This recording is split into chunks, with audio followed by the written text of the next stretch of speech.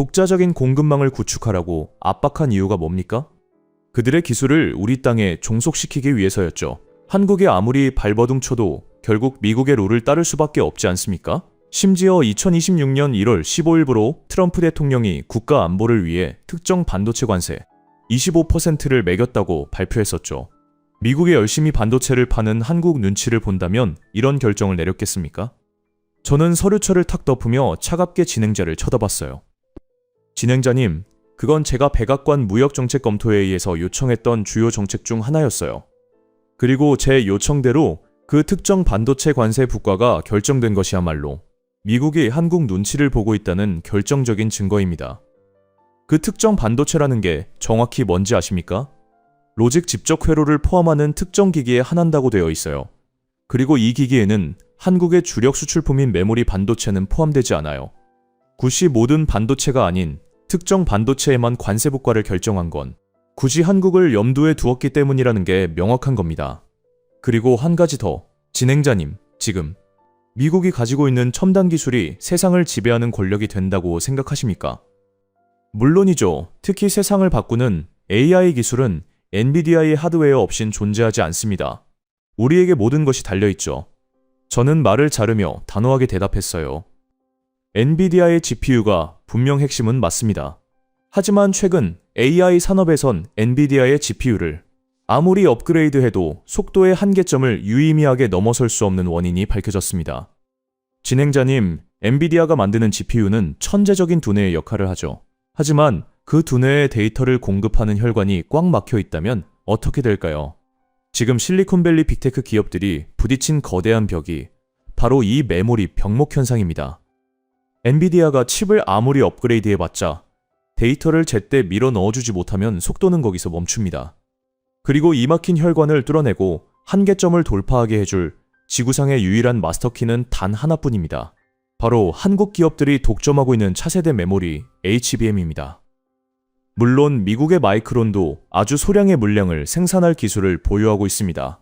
그런데 상용화 가능한 수율로 양산해내는 나라는 지구상에서 단 한 나라, 한국뿐이더군요. 이 상황에서 우리가 중국과 거래를 끊어가며 무역 적자 줄인 게 중요할까요? 더 멀리 보고 더 큰 목표를 보아야 합니다. 우린 이미 한계점에 봉착했고 그걸 획기적으로 넘어서기 위해선 다른 국가의 도움을 받을 수밖에 없어요. 진행자가 당황하며 말했어요. 그럴 줄 알고 우리 행정부는 한국에 당당히 요청했습니다. 한국의 수많은 기업들이 우리의 압박에 못 이겨 미국 내에 공장을 짓고 있는 것 아닙니까? 그 대단하다 하시는 삼성도 미국의 공장을 짓고 있지 않나요? 한국 기업들이 미국에 공장을 짓는 건 사실입니다. 하지만 진행자님, 공장이라는 건물이 중요한 게 아니에요. 그 안에서 기계를 돌릴 사람이 핵심입니다. 저는 충격적인 사실을 공개했어요. 그리고 미국이 아닌 자신들의 영토인 용인이라는 지역에 한국 돈 600조, 규모의 세계 최대의 반도체 클러스터를 짓고 있습니다. 그들은 압박에 수동적으로 끌려가는 대신 미국 기업들이 차세대 칩을 얻기 위해서는 결국 한국 땅을 밟고 협상 테이블에 앉을 수밖에 없도록 절대적인 하드웨어 성벽을 스스로 쌓아 올린 겁니다. 그러는 동안 미국은 어떤 상황일까요? 2026년 1분기 실리콘밸리의 빅테크 기업 4곳이 신규 AI 데이터 센터 건립 일정을 연기했습니다. 실제로 벤처캐피털 세코이아 캐피탈 등은 2026년을 데이터 센터 지원의 해로 명명했습니다. 빅테크의 수요는 폭증하지만 삼성전자나 하이닉스와 같이 이를 뒷받침할 하드웨어 공급망과 전력 인프라가 한계에 달해 마이크로소프트나 오픈AI의 초대형 프로젝트가 곳곳에서 지연되고 있습니다. 저는 목소리에 힘을 주며 핵심을 찔렀어요. 우리가 한국을 멈추려다 스스로 멈춰버린 겁니다. 진행자가 입술을 깨물며 겨우 물었어요. 그럼 이 상황이 계속 악화된다면? 악화되는 게 아닙니다. 이미 타이밍이 정해져 있어요. 그리고 그 시야는 생각보다 훨씬 가깝습니다. 진행자가 애써 침착함을 유지하며 말했어요. 교수님, 그래요. 미국만 잘하는 게 아니고 다른 국가도 열심히 하고 있다는 건 인정하겠습니다. 하지만 제발 본질을 보자는 말입니다. 미국이 수십 년 만에 분명 적자를 줄였고 이 정도면 엄청난 성과 아닙니까? 대통령이 바뀐 뒤 거대한 성과가 나타났다는 걸 국민들도 인식하고 자랑스러워해야 될 일 아닌가요?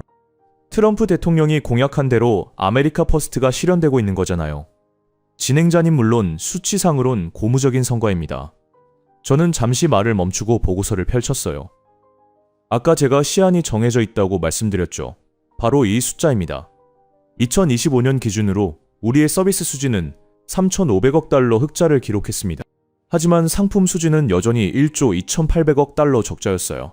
결국 우리는 눈에 보이지 않는 디지털 서비스로만 돈을 벌어들여서 실제 사람들이 만지고 쓰는 물건을 사들이는 나라라는 겁니다. 그게 문제가 되나요? 오히려 오염물질이나 배출하는 공장 없이도 돈을 번다는 게 진짜 능력 아닙니까? 저는 고개를 끄덕이며 말했어요. 그 수익 구조 자체가 나쁘다는 게 아닙니다. 문제는 위험한 불균형이죠. 진행자가 놓지 않고 물고 늘어졌어요. 불균형이라뇨? 실리콘밸리 하나가 한국 GDP 전체보다 큽니다. 이게 불균형이면 좋은 불균형 아닙니까? 저는 구체적인 예시를 들었어요. 메타가 연간 1,340억 달러의 광고 수익을 올립니다. 스포티파이가 음악 스트리밍으로 130억 달러를 벌어들이고요. 우리는 구독을 팔고 플랫폼을 팔고 클라우드를 팔아요. 하지만 그 광고를 보는 스마트폰 디스플레이, 음악이 재생되는 고급 스피커, 클라우드가 돌아가는 서버용 메모리 칩은 어디서 만들어집니까? 진행자가 고개를 갸웃거렸어요. 우린 어쩌면 허상을 팔아버는 돈으로 실체를 사고 있다는 겁니다. 2025년 한 해만 봐도 애플이 전 세계에서 벌어들인 3,900억 달러 중 600억 달러 이상이 한국산 핵심 부품 비용이었어요. 비용이 아닌 매출의 15%를 한국에 보내고 있다는 겁니다. 지금 미국엔 진짜 물건을 만들 힘이 없어요. 아니 잠시만요 교수님, 다 좋습니다. 그래도 미국은 허황된 서비스를 파는 게 아니에요. 전 세계 어디에서도 제공하지 못하는 걸 제공한다는 겁니다. 진행자가 목소리를 높였어요. 말씀하시는 그 한국이 스마트폰 부품을 팔던 냉장고를 팔던 결국 우리에게서 달러를 벌어가는 나라 중 하나일 뿐입니다. 우리가 빗장을 걸어 잠그고 수입을 줄이면 적자는 알아서 해결될 일이죠. 저는 가차없이 말을 끊으며 충격적인 사실을 공개했어요. 진행자님, 그게 바로 트럼프 행정부 일기에 이미 저질렀던 가장 멍청한 착각이었습니다. 2018년 당시 삼성과 LG의 세탁기가 미국 시장을 독점한다며 50%의 세금을 부과한 적이 있습니다. 이를 통해 월풀사와 같은 미국 기업의 물건이 더 팔릴 것이란 계산이었죠. 그런데 결과는 어땠을까요? 미국산 세탁기 가격도 덩달아 12%나 올랐습니다. 경쟁사가 비싸지니까 우리 기업들도 슬그머니 가격을 올린 겁니다. 결국 자국 기업 살리겠다고 한 짓이 자기네 나라 소비자들 등골만 휘게 만든 꼴입니다. 중요한 건 이런 실패한 정책으로 미국 기업은 가전제품 시장에서 완전히 사라졌습니다. 우리가 늘 만지작거리는 관세 카드는 기업을 살리는 영양제가 아니라 스스로 일어설 근육을 녹이는 독약인 셈입니다. 진행자님, 무역 적자를 줄이는 방법은 결국 두 가지입니다. 수입을 막거나 수출을 늘리거나. 우리는 중국산 수입을 막는 데는 성공했습니다. 하지만 왜 전체 적자는 여전히 치명적인 수준일까요? 진행자가 점점 말을 잃어가고 있었어요. 우린 막아서 해결하지 못한다는 겁니다. 현재 미국 제조업 GDP 비중이 11.9%예요. 1970년대엔 24%였거든요. 미국은 나이키 운동화조차 직접 만들어 팔지 않는 나라가 되었습니다. 극한의 이익만 추구하던 기업들이 돈이 드는 모든 과정을 외주화하고 금융과 브랜딩만 남겨두다 보니 결국 세계에 내다 팔 진짜 물건을 제때 만들어내지 못하고 있어요. 진행자가 발끈하며 소리쳤어요. 우리가 팔 제품이 없다뇨. 애플, 테슬라, 마이크로소프트, 전 세계가 우리 미국의 브랜드와 서비스를 씁니다. 저는 진행자의 말에 결정적인 데이터를 제시했어요.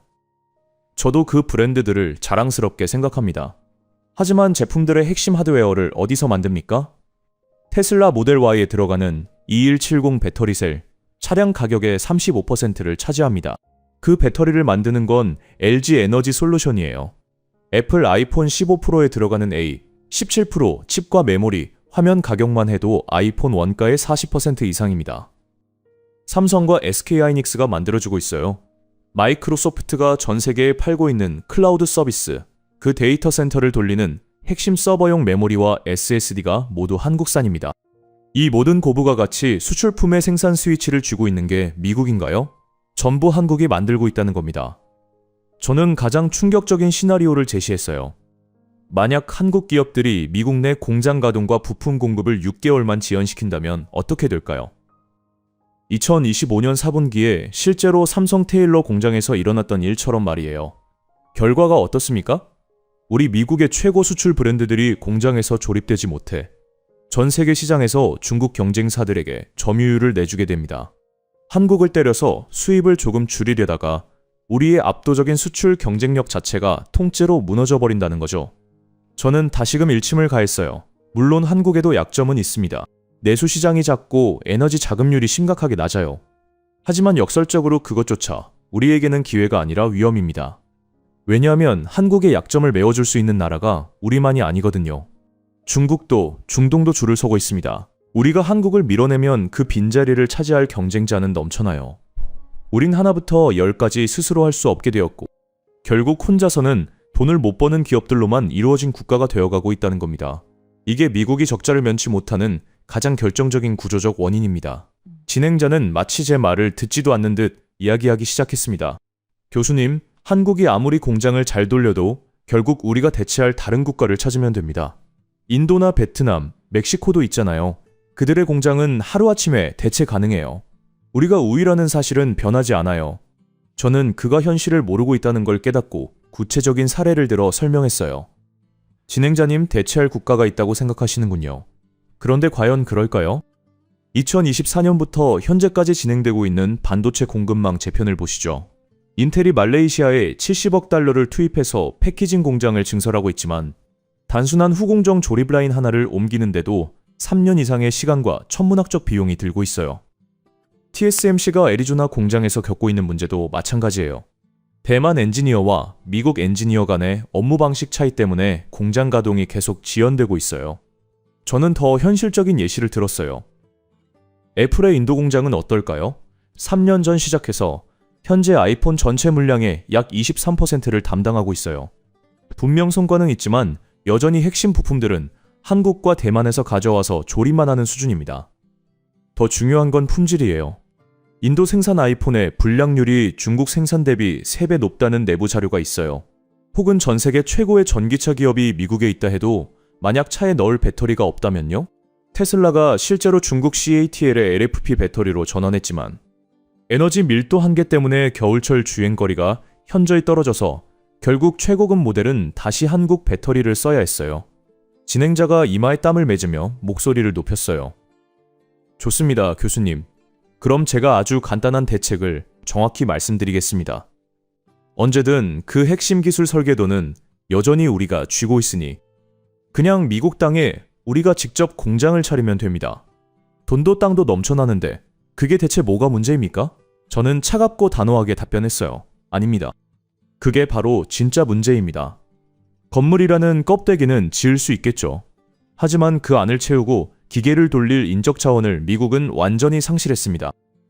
진행자님, 애틀랜타 공항에서 벌어졌던 한국 엔지니어 대거 입국 거부 사태를 아십니까?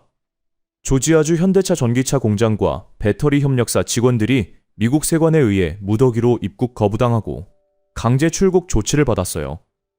투자해주러 온 사람들을 범죄자 취급한 겁니다. 심지어 작년 9월에는 300여 명의 한국인 기술자들을 구금하는 최악의 사태까지 벌어졌었죠. 저는 그 충격적인 후폭풍을 설명했어요. 한국 기업들은 분노하거나 항의하지 않았습니다. 그저 아주 차갑게 미국 내 한화 150조 원 규모의 투자 일정을 조용히 조절해버렸어요. 입국을 거부당한 사람들이 누군지 아십니까?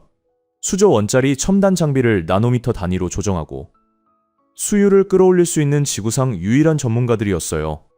진행자가 처음으로 반박되신 질문을 했어요. 잠깐요. 이건 제가 알던 것과 다릅니다. 저는 그 입국 거부가 단순한 비자 행정 문제라고 보도된 걸로 알고 있었는데 행정 문제로 포장된 겁니다. 그 뒤에 벌어진 일을 언론이 제대로 다뤘습니까?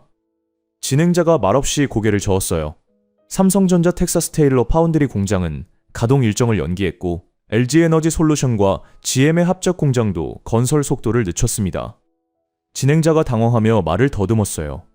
그래도 우리 미국 엔지니어들이 매뉴얼을 보고 매뉴얼로 해결되는 게 아닙니다. 저는 현실을 직시하게 만들었어요. 실제로 애리조나와 텍사스 현장에서는 어떤 일이 벌어지는지 아십니까? 한국과 대만의 숙련된 엔지니어들이 비자 문제로 현장을 떠나자마자 수율이 곤두박질치고 라인 가동이 멈춰섰습니다. 매뉴얼을 쥔 미국 명문대 출신 엔지니어 수백 명이 달라붙었지만 기계는 돌아가지 않았어요.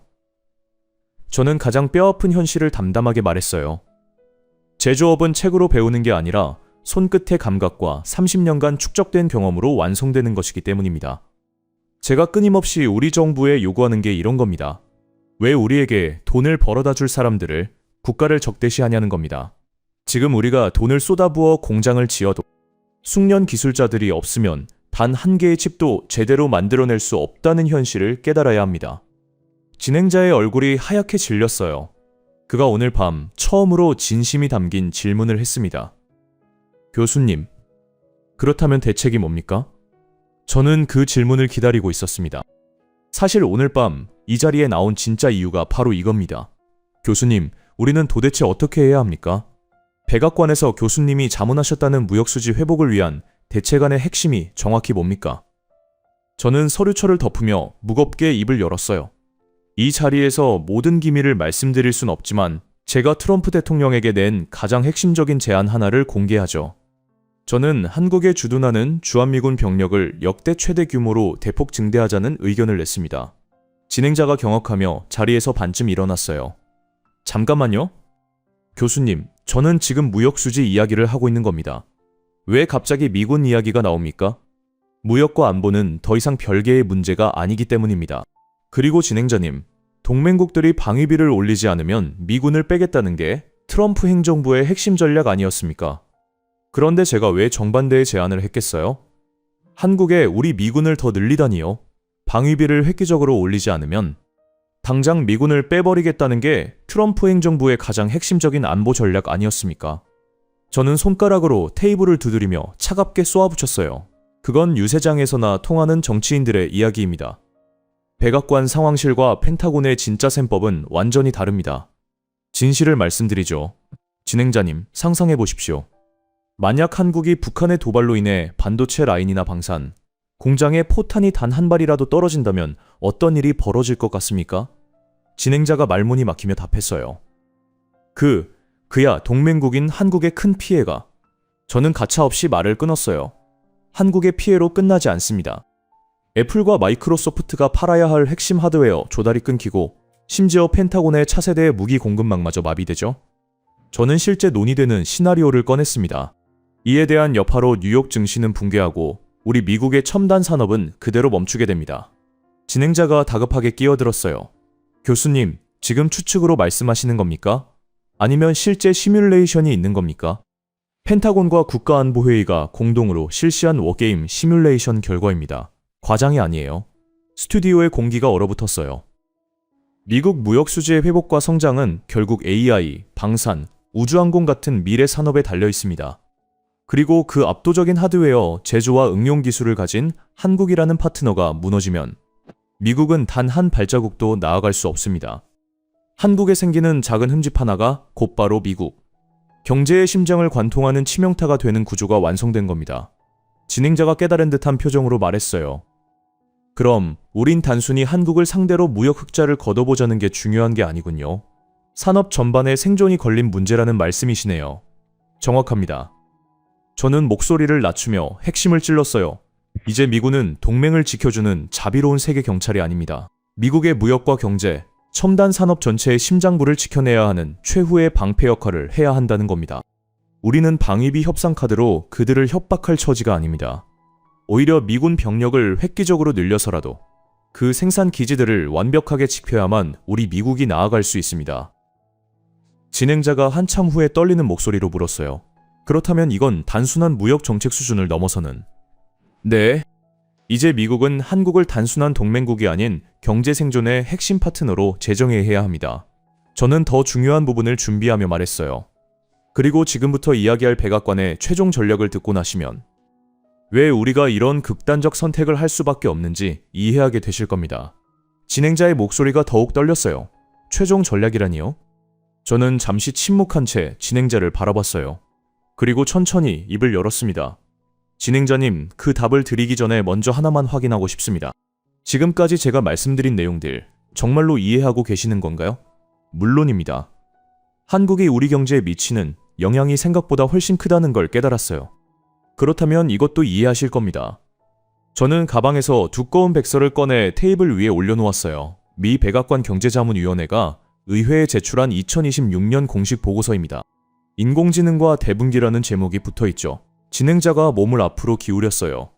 여기 스탠퍼드 대학의 HAI 인덱스를 인용한 데이터를 보면 전 세계에서 소버린 AI, 즉 거대 언어 모델을 독자적으로 구축하고 운영할 수 있는 국가는 미국, 중국, 그리고 한국 등 단 5개국뿐이라고 명시하고 있습니다. 심지어 우리 미국의 R&D 투자가 GDP 대비 3.6%일 때 한국은 5.2%를 쏟아부으며 이스라엘에 이어 세계 2위로 우리를 추월했습니다. 인구 5천만의 나라가 3억 3천만의 미국보다 GDP 대비 연구개발에 더 많은 돈을 쏟고 있습니다. 이 집요함이 제가 한국을 분석하기 시작한 진짜 이유예요. 거기다 현재 전 세계 수백 개 국가 중 백악관이 공식 인정한 AI 최전선 7개국에 한국이 포함되어 있어요. 저는 충격적인 수치를 함께 공개했어요. 백악관이 분석한 우리와 한국의 AI 기술 격차는 고작 11개월입니다. 11년이 아니라 11개월이요. 미 국립과학재단과 한국과학기술기획평가원의 교차 분석 결과입니다. AI 반도체와 소프트웨어의 기술 격차가 얼마로 나오는지 보이십니까? 0.9년입니다. 진행자가 눈동자가 흔들리며 말했어요. 11개월이라니. 그럼 우리가 주도하고 있다던 AI 동맹은 한국이 인프라와 자체 모델을 연계해주지 않으면 단 하루도 돌아가지 않는 껍데기일 뿐입니다. 저는 잠시 말을 멈추고 진행자의 반응을 살쳤어요. 그리고 하나 더 말씀드리겠습니다. 반도체와 AI만이 아닙니다. 한국의 방산 수출액이 2025년 한 해에 어디까지 올라갔는지 아십니까? 나토 회원국 절반 이상이 한국산 무기를 도입했거나 도입을 검토하고 있습니다. 폴란드의 전차와 자주포, 루마니아의 장갑차, 노르웨이의 방공체계까지요. 우리의 동맹국들이 미국산이 아닌 한국산 무기를 선택하기 시작한 겁니다. 진행자의 표정이 한층 더 굳었어요. 이제 한국은 단순한 조립 공장이 아닙니다. 그래서 백악관의 최종 전략이 필요했던 거군요. 저는 고개를 끄덕이며 신중하게 말했어요. 제가 백악관 자문을 맡으면서 가장 고민했던 부분이 바로 이것이었습니다. 미국의 자존심과 실리 사이에서 어떤 선택을 해야 하는가 하는 문제였죠. 그래서 내린 결론이 무엇이었나요? 저는 의미심장하게 웃으며 말했어요. 트럼프 행정부가 지금까지 추진해온 모든 데 한국 정책을 180도 뒤집어야 한다는 것이었습니다. 진행자의 표정이 완전히 굳었어요. 180도요? 그 구체적인 내용이 뭡니까? 저는 심각한 표정으로 카메라를 바라봤어요. 이 자리에서 모든 걸 말씀드리기엔 민감한 사안입니다. 하지만 시청자들도 알아야 할 이야기라고 판단했기 때문에 오늘 이 자리에 나왔습니다. 스튜디오 전체가 숨을 죽이고 기다렸어요.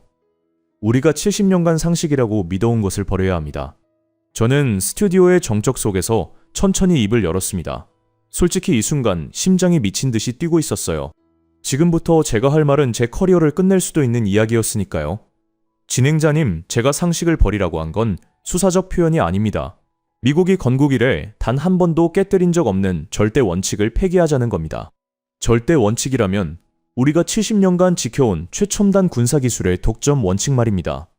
진행자가 눈을 크게 떴어요. 제가 백악관에 제안한 거래의 핵심은 이겁니다. 차세대 원자력 잠수함 추진 기술, 차세대 전투기, 핵심 소스코드, 우주항공 원천 기술을 한국과 조건부 공유하자는 것이었습니다. 진행자가 자리에서 벌떡 일어나며 소리쳤어요. 교수님 제정신입니까? 그건 영국에게도 일본에게도 허용한 적 없는 기술입니다. 미국 안보의 최고 보루를 팔아넘기자는 겁니까? 저는 차갑게 손을 들어 진행자를 제지했어요. 진행자님, 오늘 밤 내내 하신 말씀과 똑같은 반응입니다. 백악관 회의실에서도 처음엔 다들 그랬어요. 하지만 이미 시작된 일입니다. 진행자가 굳은 표정으로 저를 바라봤어요. 진행자님, 우리 해군의 이지스 구축함과 강습 상륙함을 지금 어디서 정비하고 있는지 아십니까? 당연히 우리 조선소에서. 아닙니다. 한국입니다. 스튜디오에 또다시 정적이 흘렀어요. 미 해군 함정의 정비와 수리를 한국의 현대중공업이 수행하고 있습니다. 이유는 아까 제가 말씀드린 것과 똑같아요. 미국의 조선소가 이미 무너졌기 때문입니다. 우리 해군 전투함의 수리 적체가 수천 일에 달합니다. 자국 조선소의 건조 능력은 연간 고작 몇 척 수준이에요. 같은 기간 중국이 수십 척을 찍어내는 동안 말이죠. 진행자가 이 말을 짚으며 말했어요. 그래도 정비를 맡기는 것과 핵심 기술을 공유하는 건 차원이 다른 문제 아닙니까? 정말 그럴까요? 저는 오늘 밤의 논리를 하나씩 되짚었어요. 진행자님, 오늘 밤 우리가 확인한 사실들을 다시 정리해 보겠습니다. 나이키 운동화 한 켤레도 직접 만들지 못하는 나라. 세탁기에 관세를 매겼다가 자국 소비자 등골만 휘게 만든 나라. 세계 최고의 브랜드를 가지고도 핵심 부품 하나 제때 만들어내지 못하는 나라. 수십억 달러의 첨단 장비를 나노미터 단위로 조정할 기술자가 단 한 명도 없어서 공장이 멈춰버린 나라. 저는 목소리를 낮추며 말했어요.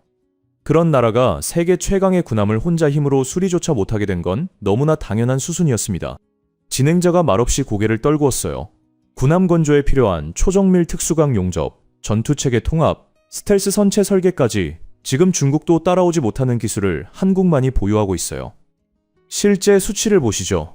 미국의 연간 군함 건조 능력은 세계 전체의 0.2% 미만입니다. 한국은 그 150배 이상의 건조 능력을 갖추고 있어요.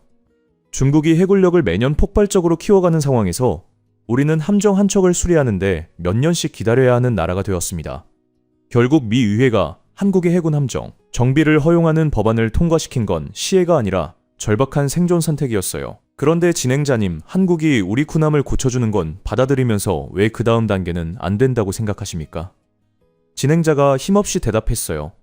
그건 잠수함이나 전투기는 미국이라는 국가 자체의 안보니까요. 기술 유출은 곧 패권의 종말을 의미합니다. 맞습니다. 바로 그 안보의 문제입니다. 그런데 진행자님, 패권의 종말이 기술 유출에서 올까요? 아니면 기술을 만들 부품이 끊기는 데서 올까요?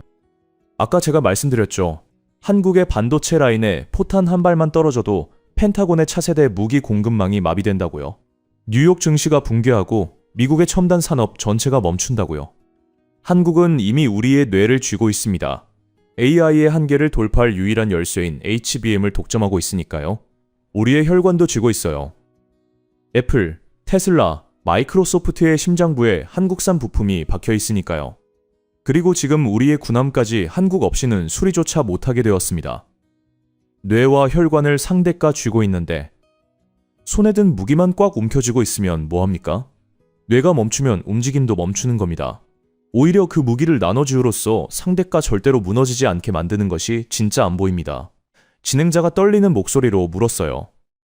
그럼 교수님 논리대로라면 핵잠수함 기술이든 전투기 핵심 코드든 한국에 넘겨야 우리가 사는 거라는 말씀이신가요?